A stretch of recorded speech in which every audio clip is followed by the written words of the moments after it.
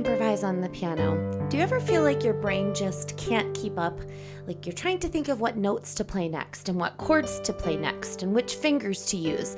And by the time you figured it all out, that moment has just passed on by. I'm here to show you that experienced improvisers are people who actually think of the big picture. And today I'm going to show you a simple way to be able to look at the entire full key of what you are playing so that melodies come simply, chords come simply, and you will be able to sit down and play anytime you want without any music in front of you. By the end of this video, you will be playing confidently in the key of G major so that every time you play, the melodies come out great. And it won't be like solving a math problem every single time you play.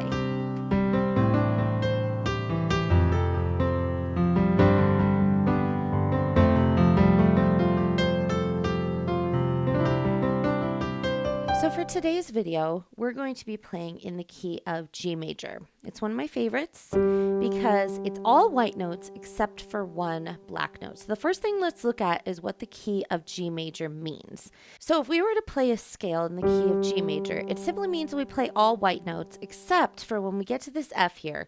Instead of playing the F, you're going to play the F sharp. So there's one black note and all the rest white notes. So here's the scale like this. And then we get here, we skip over the F, go to the F sharp, and then we can come back down.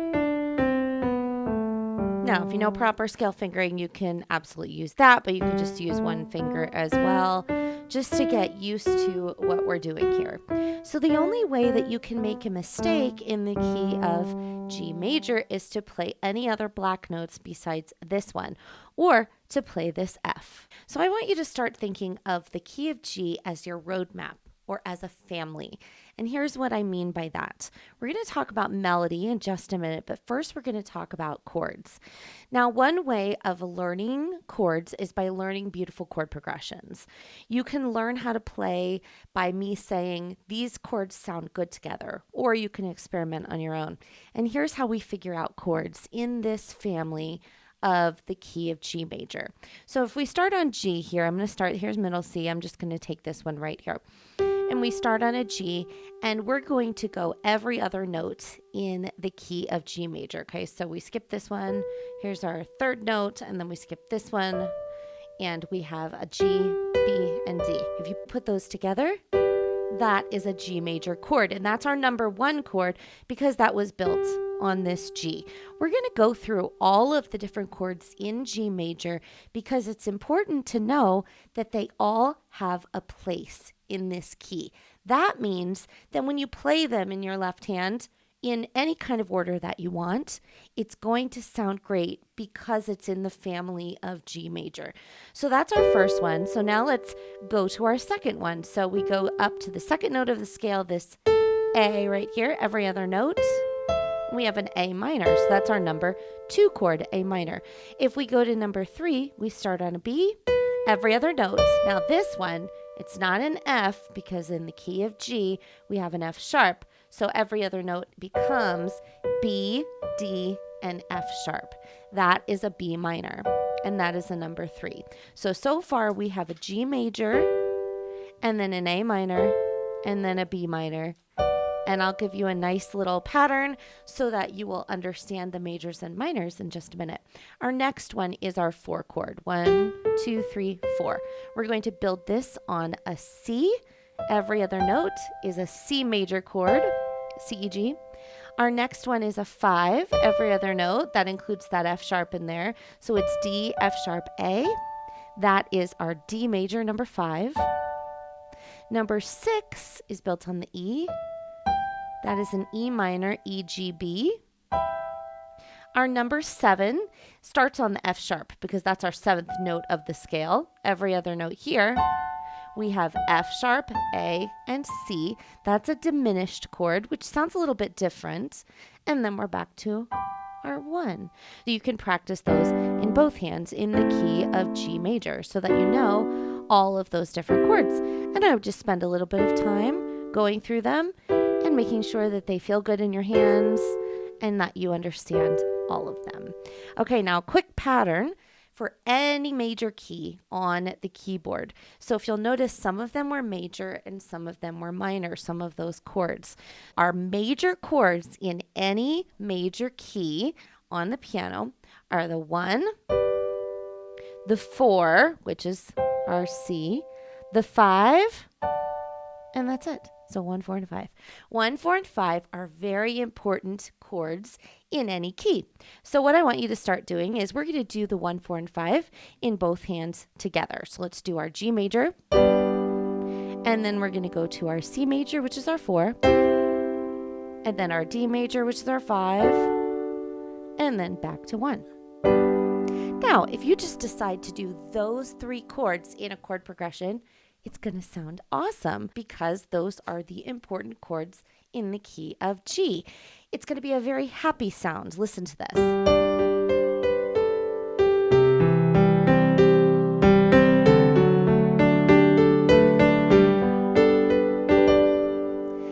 Nice little happy chord progression using 1, 4, and 5. Now, the minor chords in any major key on the keyboard are the ones that are left over, except for that number 7. So the minor chords are 2. So in this case, we have an A minor. And then we have 3, which was our B minor, B, D, and F sharp. And then we have our 6, which is an E minor. So 2, 3, and 6 are minors. And then our 7, which was the F sharp, A, C, that's a diminished. And that doesn't actually come up a lot in our chord progressions that we do here, but in a lot of jazz music and blues music, you can make use of the diminished chords if you'd like to do that. So now let's hear what a little chord progression would sound like using some of those minor keys. So I'm going to start with the G major because that's a good place to begin when you're in that key, but I'm going to only use the minor chords, and let's hear how this sounds a little bit different and more sad when we use it this way.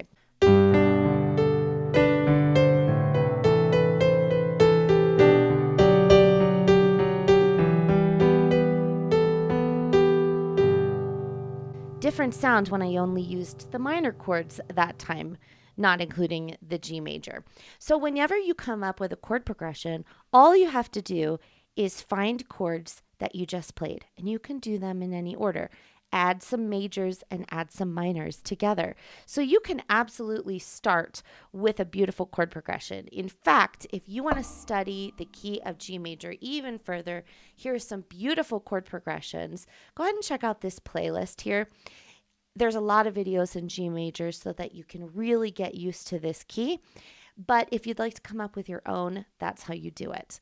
Now, if you are playing in your right hand with a melody and your left hand with chords, and you play something that is not in the key, for example, in your right hand, you're going to hear it immediately because that is not a member of the family. Remember, our family were all of these notes here. So if I played something different and hit a note that was not in that family, you would be able to hear it immediately. Let me show you what that would sound like.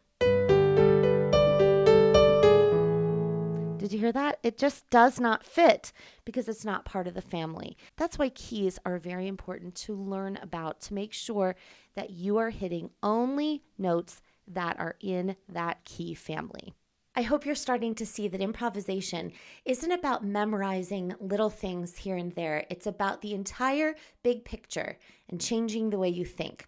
If this is vibing with you, do me a favor, hit the like button and go ahead and subscribe too so you don't miss any of these free videos that I put out for people just like you who are trying to learn how to play the piano, because music really is for everybody. Now make sure that you stay with me because at the end, I'm going to pull it all together so you have an easy practice routine in the key of G major and you'll be playing confidently before you know it. So we're going to start out by creating some musical motifs. And the way that we do that is just not creating something random, but we're going to start with your 5 fingers. So I want you in your right hand to lay your 5 fingers down in the first 5 fingers of the scale. So G, A, B, C, and D. And just kind of feel them there.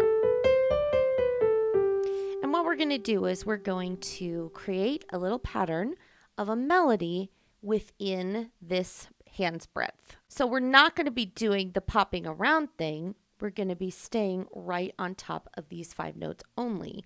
In the left hand, I want you to just play the different chords. And we're going to say that when we get to number 7, so we're going to do all the chords in the left that we've been practicing. But when we get to number 7, we're going to skip that, and that's the F sharp diminished. Because today we're not doing a jazz piece, and so we're not going to be really using the diminished. So we're just going to use 1 through 6. And you can just go through there, and already, especially when you use your sustain pedal, you're going to hear how these 5 fingers can create a little tiny melody that's going to sound wonderful. Here's what it could sound like.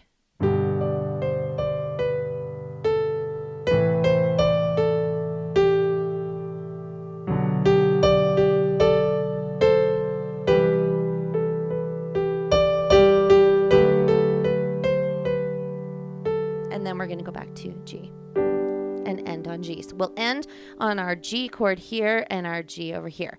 Now, all we did in the left was simply hit the chord and move up the scale. In the right, we just played anything over here. And you'll notice that sometimes I played 2 notes together.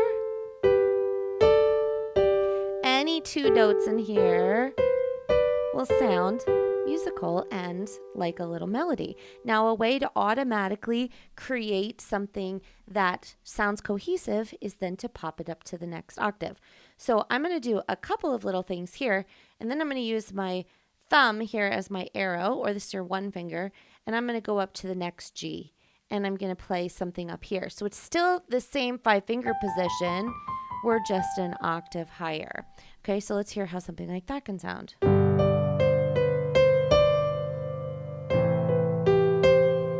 Now go up here.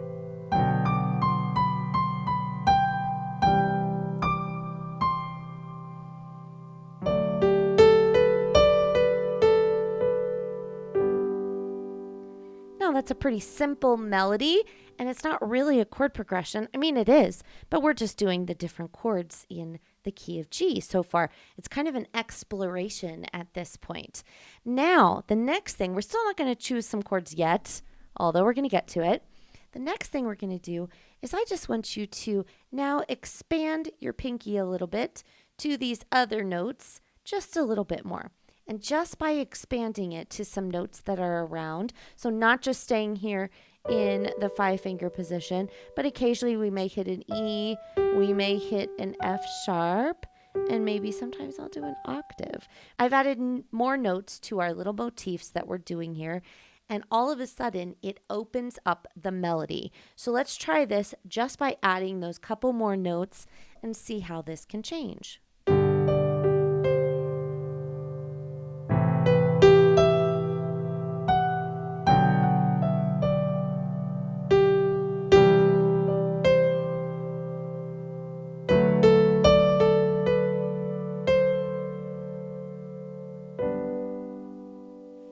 That time I didn't end on a G here, but I ended on a B. And that worked because in the G chord, there is a B in the middle. So that worked. You could also end on a D. Either way, it's going to sound like it ended, brings our song to a close. Did you hear that? How it automatically now sounded like a melody. Now, I want to expand the left hand so we're actually choosing some chords. And I haven't thought about this beforehand, but I am today feeling some of those minor chords. I really, really like them. So we're going to start on G because that always starts our chord progression because it makes us hear the key. But then let's go ahead and go to the 2 chord, which is an A minor. Then I'm going to go to the E minor. And then let's go down to D and then back to G. Okay, so one more time. This is what I'm choosing right now. You can do it with me, but then you're going to be brave and you're going to pick your own chords. But for now, this is my choice. All right, we're going from our G chord to our A minor, to E minor, to D major, and then back to G. And let's do that same thing where we're going to use our 5-finger position, but then occasionally I'm going to leave the 5-finger position. I'm going to use my 5-finger, my pinky, to expand it a little bit. And let's hear how this sounds.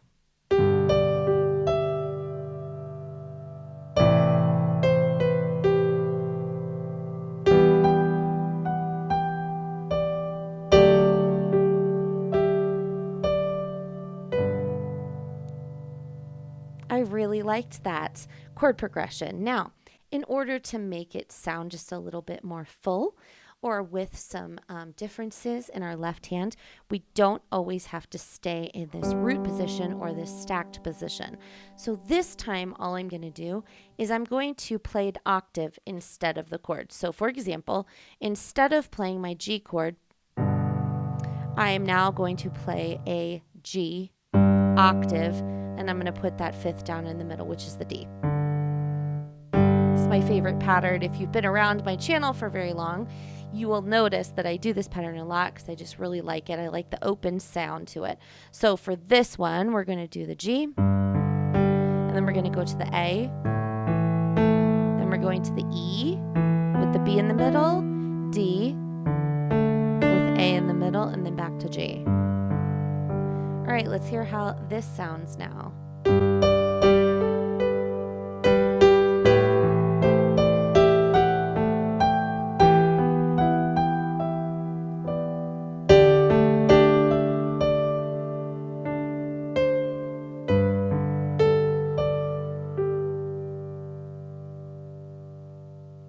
So now that you understand the key of G major and how to choose chords in your left hand and how to create a little melody in the right hand, now you can improvise. Now you may feel like you are struggling with changing chords, and if that is the case, I want you to go ahead and check out this video, because this really helps to be able to move your hands, both of your hands, your right hand and your left hand, and not hesitate in between chords, which is something that I see a lot of people have trouble with. So go ahead and go to this video next. And then if you would like some different left hand patterns to try out besides doing the stacked version of the chord and doing the representative version of the chord, I would like you to try this next video. I'm going to have these linked in the description boxes below, because there's lots and lots of different patterns that you can do in your left hand. But I want you to just get comfortable in the key first, and then you can start adding all of these different patterns. So the world is now open to you. Let's do one more just to show how it sounds a little bit different using some different chords. And since I used some minor chords last time, this time I'm going to use major and minor chords. So let's start with our G major, and then let's go to our C major, and then let's do D, and then E, which is our E minor, and then we're going to go back to G. Let's see how that sounds. All right, one more time. We've got G, C, D, E, and G. And let's hear how this sounds with our little 5-finger motif over here.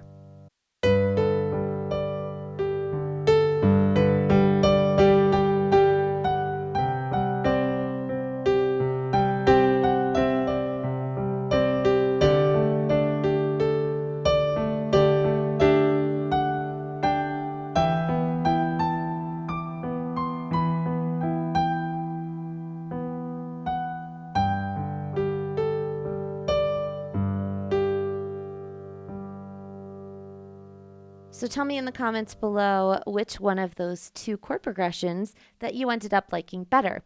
I would love to be inspired by you. So if you could, in the comments below, please comment what chord progression you tried out and what you liked about it. I would love to try it out too. I love hearing different chord progressions and hearing different combinations, things that worked well, maybe even things that did not work well. Let me know what you're struggling with. I've given you lots of video choices throughout this video of things to do next, but here's another really good one, especially if you want some different right hand patterns, because that's what we were talking about today. We were talking about melody, and melody is just a set of lots of different patterns. So go ahead and check this one out and let me know in the comments which one of these has helped you the most.